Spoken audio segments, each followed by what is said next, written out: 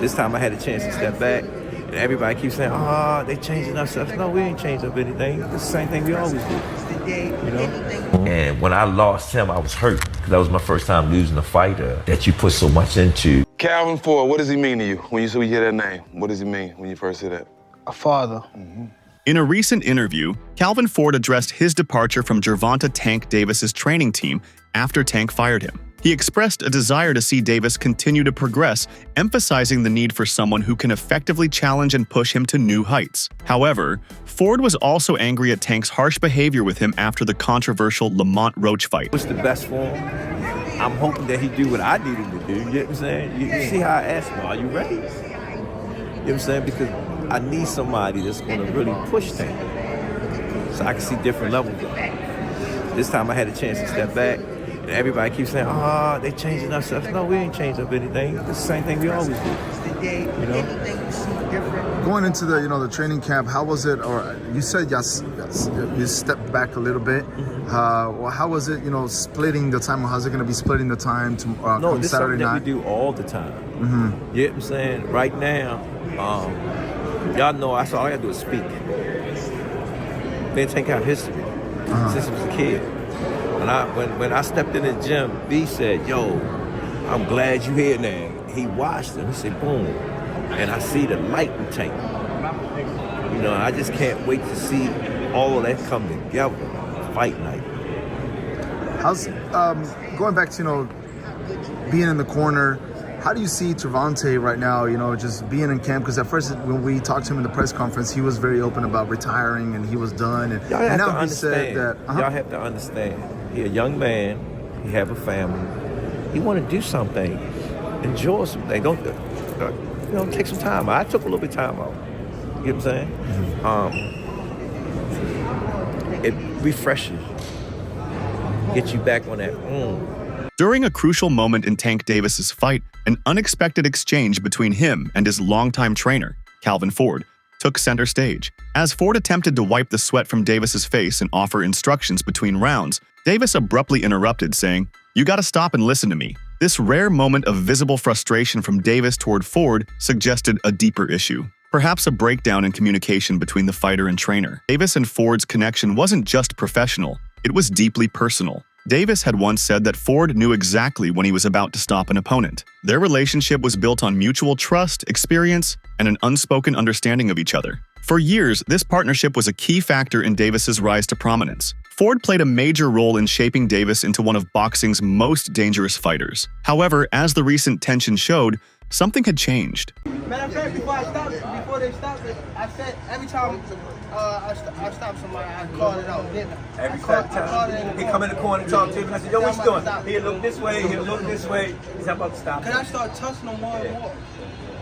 When they gonna give him the credit for one of the smartest boxers. that was a beautiful boxing display. Yeah, You know what I mean? yeah, smart. That's what I call it. You wasn't looking for the knockout, but you was placing this shit. Yeah, he already seen it. He said, I can't That's get the hit difference. no more. And Tank was holding the conversation. Tank said, yo, Tank can't, every fight Tank come and tell me, I'm going to knock him out. Yeah. He'll tell me, I'm going to knock him out. What's up? It's your boy Gervonta Davis. Make sure y'all like and subscribe on the Rise Podcast. Reports surfaced months ago suggesting that Davis and Ford had parted ways professionally. Ford acknowledged the emotional weight of this, stating, "People often fail to comprehend my suffering, my convictions, and my emotions regarding various matters. However, I possess that understanding." Davis, on the other hand, seemed to take a different approach. He hinted that he wanted to move in a new direction, saying, "The less people you chill with, the less problems you deal with." While he didn't directly confirm a split, his words suggested that he was seeking a fresh start, possibly without Ford by his side. Tank don't fuck with Coach Cal. When Tank was walking up, it looked like Coach Cal was about to give him that hug like you always do, and Tank just brushed him off like, fuck out of here, nigga. Whoop, excuse me. Fuck out of here, nigga. You see type. Calvin Ford had trained Davis since he was just 7 years old. Their relationship was not just about boxing. It was about mentorship, family, and life. When Davis began to distance himself, Ford admitted that it hurt him deeply. Losing Davis as a fighter felt like losing family. For someone who had invested so much time and energy into Davis's development, Watching him move on was undoubtedly painful. Tank was the first one in the gym, the last one out the gym. Tank used to sit on the ring like this and watch me train him. How old is he at this point? He was like 7, 8. Okay. A lot of stuff that I was giving my son was giving it to Tank. So it was a perfect fit. Tank was like the family, you know what I'm saying? And he used to sit at the table because I had another kid named Ramon Manning. He liked to play with them guns, you know what I'm saying? And when I lost him, I was hurt because that was my first time losing a fighter that you put so much into. Remember, I said, Tank, my money running out. And he just looked at me and said, believe in me, coach. Believe. That's what did it. When he said that, that's... It's still... Damn. I don't hear Tank as the day. I hear Tank as that little boy. Believe in me, coach. And he came in the gym one day and he said, Coach, I seen it. I said, what you seen? I had all the belts on me. He said, I'm gonna be that dude. The rest is history. Damn. I got goosebumps low-key. That's kind of crazy. Ford did not oversee Davis's preparation for his fight against Lamont Roach Jr. This absence immediately led to speculation about a rift between them. Ford later clarified that he had been focusing on training amateur boxers, a passion of his. Something is definitely going on between Calvin Ford and Gervonta Davis. Now, we all seen that knockdown in the 9th round, but what you probably didn't see is what happened after that in between rounds. Check this out. You guys calm down. Listen to me. Hey, come on now. Coach Barry Hunter trained Tank for this fight with Lamont Roach, not Calvin Ford. A lot of people were saying that this performance has something to do with that. So, is something really going on between Calvin Ford and Tank Davis? Check out what Tank had to say. No, I wasn't really paying attention to the crowd. You know what I mean? I was more so...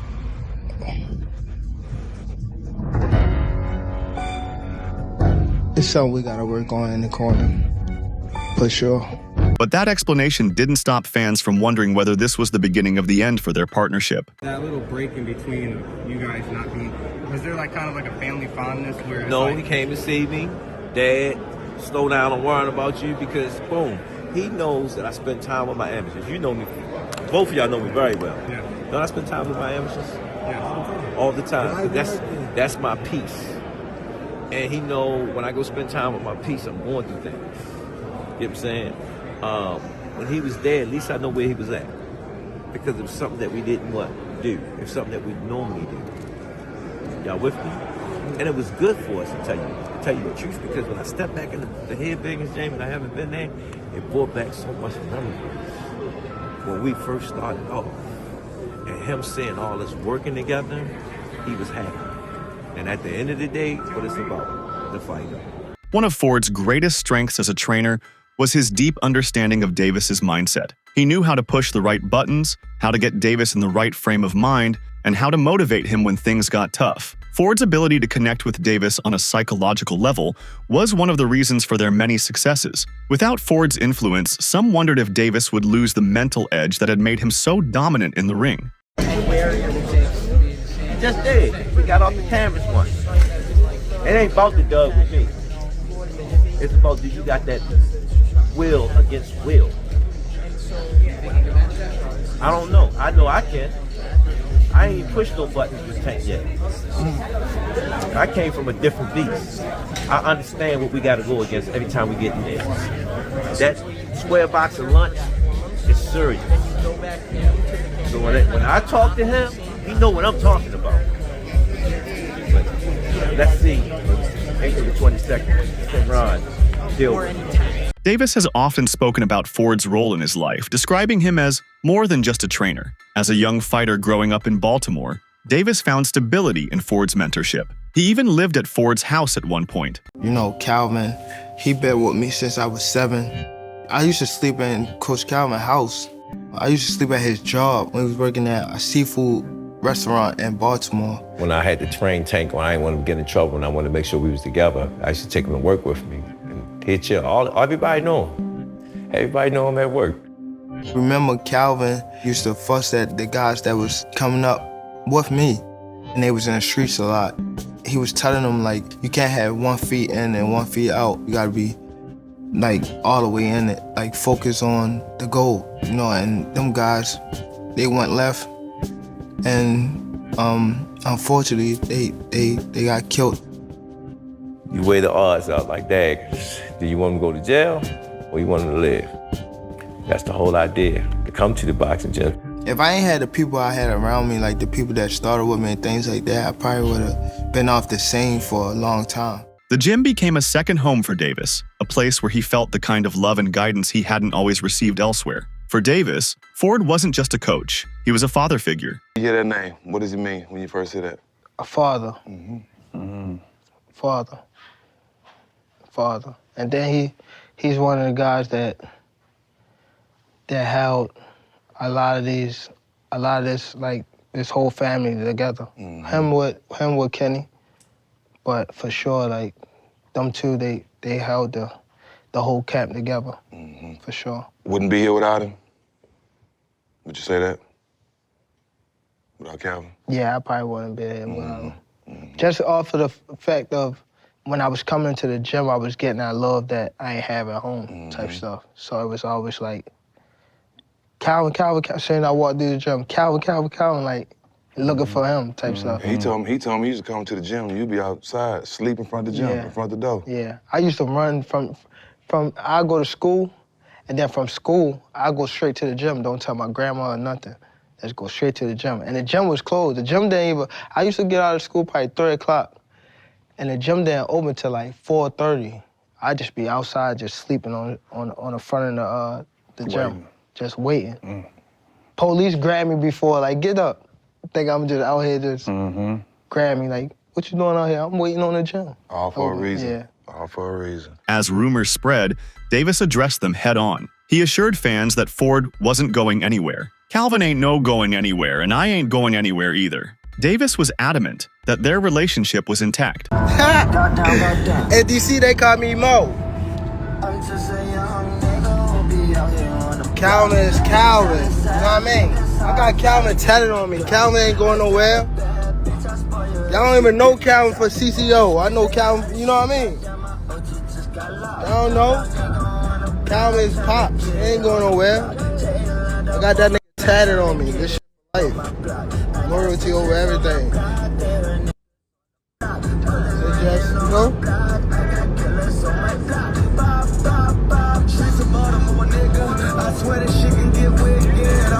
But despite his words, the tension was still evident, especially when he was seen shouting at Ford during the Roach fight. Ford eventually acknowledged that his role in Davis's career might have reached its natural end. He said that he had taught Davis everything he could. If Davis was ready to move on, Ford was willing to accept it. He made it clear that his priority was Davis's success, whether that included him or not. My journey's crazy. That's why I said that. I said, yo, you can't write this, man. You cannot write this. My experience being gone and all the stuff that I went through prepared me for where I'm at today. You know, that Tank is older. He had the lessons, getting his lessons of what he got to do, take us the rest of the way. And this is his take us the rest of the way fight.